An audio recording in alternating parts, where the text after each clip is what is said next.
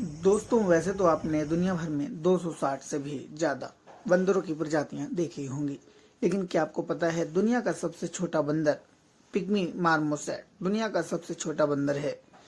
यह बंदर दक्षिण अमेरिका के पश्चिम अमेजन बेसिन में पाया जाने वाला यह बंदर उंगली से भी छोटा होता है।